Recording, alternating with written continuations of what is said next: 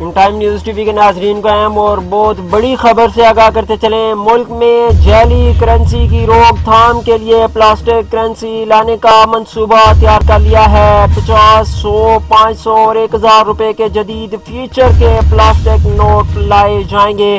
Peshawar university نے plastic currency کے design بھی تیار کر لیے ہیں، ایسا کہنا ہے سلیم ماؤنڈری والے کا۔ اپنی اہم اور بڑی خبر سے آگاہ کرتے چلیں۔ خبر ہے ملکی کرنسی کے حوالے سے۔ ملک میں جعلی کرنسی کی روک تھام کے لیے پلاسٹک کرنسی لانے کا منصوبہ تیار کر لیا گیا ہے۔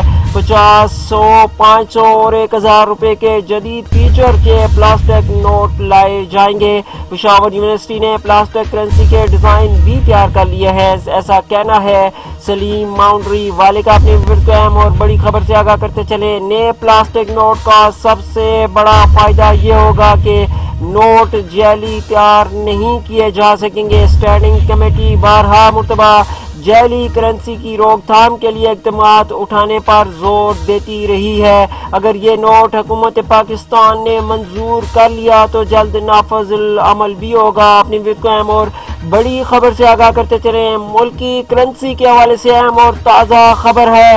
ملک میں جعلی کرنسی کی روک تھام کے لیے پلاسٹک کرنسی لانے کا منصوبہ تیار کر لیا گیا ہے۔ 50، 100، 500 اور 1000 روپے کے جدید فیچرز کے پلاسٹک نوٹ لائے جائیں گے۔ پشاور یونیورسٹی نے پلاسٹک کرنسی کے ڈیزائن بھی تیار کر لیے ہیں، ایسا کہنا ہے سلیم ماؤنڈری والے کا۔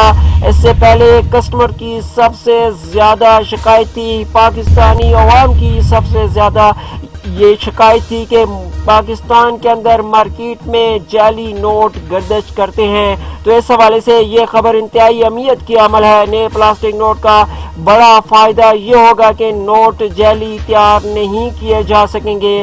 جعلی کرنسی کے حوالے سے اسٹینڈنگ کمیٹی بارہا مرتبہ جعلی کرنسی کی روک تھام کے لیے اقدامات اٹھانے پر زور دیتی رہی ہے۔